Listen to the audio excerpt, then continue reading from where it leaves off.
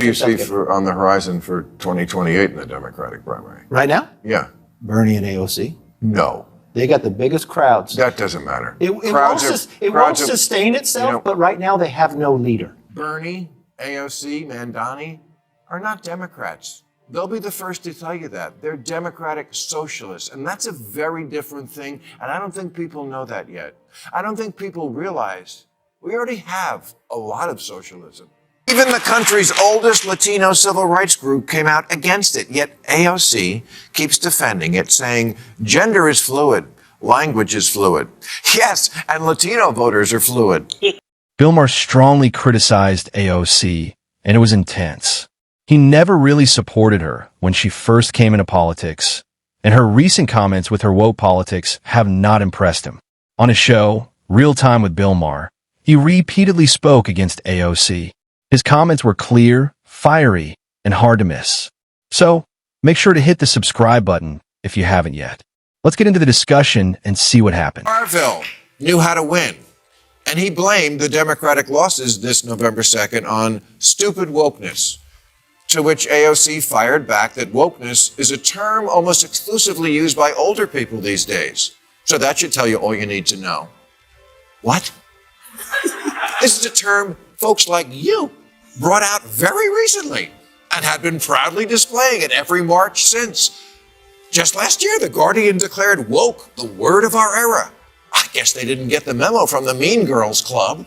AOC is closely connected with woke politics, but critics say she is becoming disconnected from regular people's concerns. She promoted the term woke, showing it proudly at rallies, as if it was the best possible thing to support. But now, public opinion has changed, and woke is often seen as being out of touch. AOC seems to be stepping back and softening her image to avoid criticism. Still, Bill Maher is not convinced and calls her out for her inconsistencies on his show. He holds her responsible for her actions and statements, making his criticism strong and hard to ignore. It is sharp, fiery, and attention-grabbing. What a great strategy, never missing an opportunity to remind voters how lame and clueless and hopelessly uncool they are, especially since those are the ones who actually vote.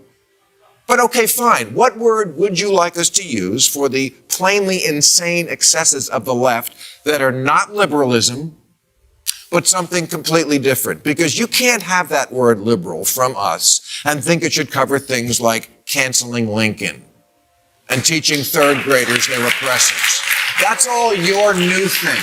Many people follow Maher because he speaks directly and doesn't hide his opinions. He says what others are too careful to say. If AOC is moving away from the term woke, it raises bigger questions about it.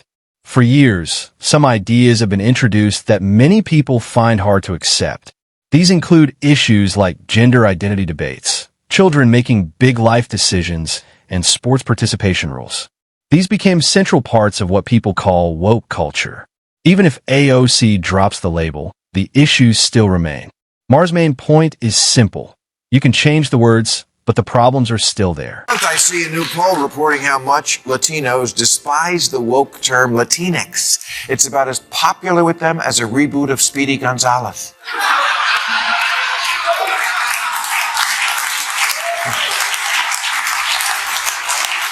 Even the country's oldest Latino civil rights group came out against it, yet AOC keeps defending it, saying gender is fluid, language is fluid. The term Latinx was promoted by liberals, including Gavin Newsom and AOC. It was meant to be inclusive, but many in the Latino community did not agree with it. Polls showed most people didn't identify with this label. Activists kept pushing it, sometimes ignoring the opinions of the people it was supposed to represent. Then a backlash grew, and Newsom started moving away from it. AOC defended the term, saying language changes over time. However, many voters still felt her response was dismissive and out of touch. These situations hurt trust and, in the end, affected election results. And more of them now than ever are identifying as Republican. So are Asian Americans, whose support for Democrats is down 16 points since the last election. A lot of that is because, in the name of achieving equity in schools, Democrats in deep blue cities have made it a mission to eliminate the advanced programs at which Asian kids excel. Asian parents said, okay, I wish all kids well, not a racist, but I need someone who acts like my lawyer. If you're a parent and wanted schools to reopen a lot sooner than they did after COVID shutdowns, or think maybe your kid is getting a bad education, partly because it's nearly impossible to fire a lousy teacher, yeah, you're going to say, congratulations, teachers, you got yourself a good lawyer. The Democratic Party's always got your back, 100%. But I've noticed my kid is kind of an idiot. Maher says that voters, especially Asian and Latino communities, are starting to drift toward the Republican Party. This is not sudden. It comes from frustration. Many voters feel talked down to and tired of empty promises or gestures that do not change their daily lives. Instead of slogans and symbolic actions, people care about real issues. They want strong schools, safer neighborhoods, a stable economy, and practical leadership. Maher argues that when politicians care more about ideology than real problems, they risk losing support. When trust fades, voters look for leaders who feel more connected and grounded in reality. See on the horizon for 2028 in the Democratic primary. Right now? Yeah. Bernie and AOC. No. They got the biggest crowds. That doesn't matter. It won't sustain itself, but right now they have no leader. Okay? But this is the thing the Republican Party has to understand too. Both parties lost in the last election. Trump won, okay? And I don't know if that's going to transfer.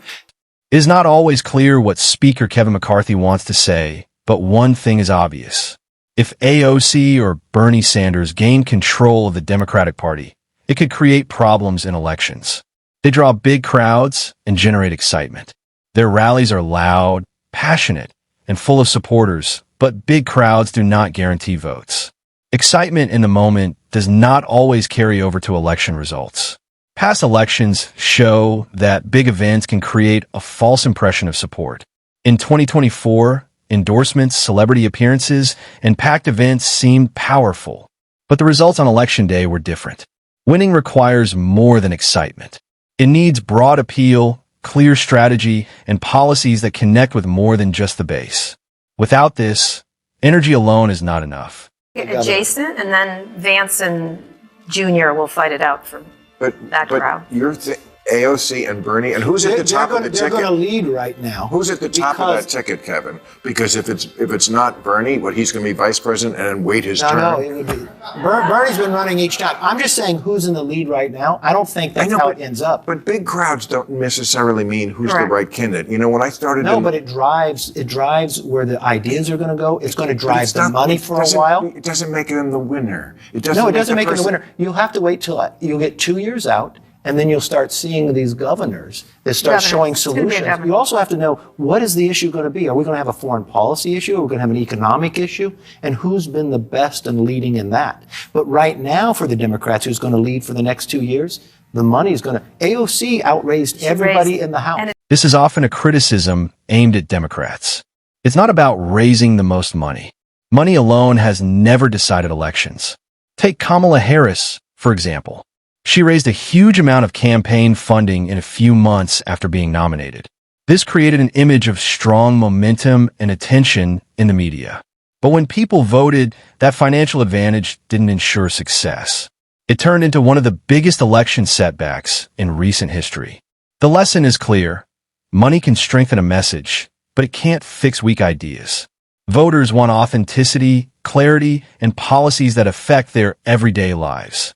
Even the best-funded campaigns can fail without a real connection to voters. AOC, Mandani are not Democrats. They'll be the first to tell you that. They're democratic socialists, and that's a very different thing, and I don't think people know that yet. I don't think people realize we already have a lot of socialism. Social Security, Medicare, Medicaid, unemployment insurance, food stamps, veterans benefits, Pell Grants, COVID-era payments, farm subsidies, disability payments, Fannie Mae, Freddie Mac, corporate bailouts, and the jobs program that is building weapons the Pentagon doesn't even want. Maher points out that many people confuse democratic socialists with regular Democrats. They group leaders like Alexandria Ocasio-Cortez and Zohran Mamdani together, which is not accurate. Although they work within the Democratic Party, their ideas lean more toward democratic socialism. This means more government involvement in shaping economic and social issues. This difference matters, especially to voters who are cautious about far-left policies. Critics say these differences affect the proposals and priorities of such leaders. Maher warns that if someone like AOC leads, it could create a disconnect with moderate voters, which might hurt the party in elections. They are radicals about this concept, and radical economic policy is always ineluctably married to radical social policy. Their platform, for example, calls for completely open borders. They're for what Biden was doing, but more. You think you're going to win an election on that? This just seems like more extremism at a time when Americans are begging both parties, please, could just one of you act normal? Maher strongly emphasizes that AOC has no clear path to victory if she continues her current positions.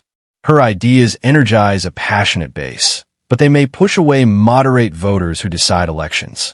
Policies in New York, such as free early education for undocumented immigrants, are examples fueling concern. Proposals like expanded public transit associated with Zohran Mamdani make public perception even harder. His point is simple. Policies shape how voters see candidates, and perception often decides election outcomes. Police or military in the streets, either MAGA's crypto crony capitalism or city-run grocery stores. No, I don't want that. I want a Democrat who reassures me if you like your Whole Foods, you can keep your Whole Foods. In the end, Maher's bigger message is that elections are not won by ideology alone. Success depends on perception, trust, and connection with everyday voters. Leaders like Alexandria Ocasio-Cortez may energize their base, but that energy does not always reach the wider public. Voters are cautious of rhetoric that feels disconnected from their reality. They value stability, opportunity, and practical solutions over bold experiments. Momentum, money, and media attention alone are not enough. If the Democratic Party ignores this balance, it risks repeating mistakes. Ignoring warning signs in politics can cost elections, not just headlines. And on that note, we wrap up today's discussion. If you enjoyed it, like the video and subscribe for more content. Thanks for watching, and see you in the next one.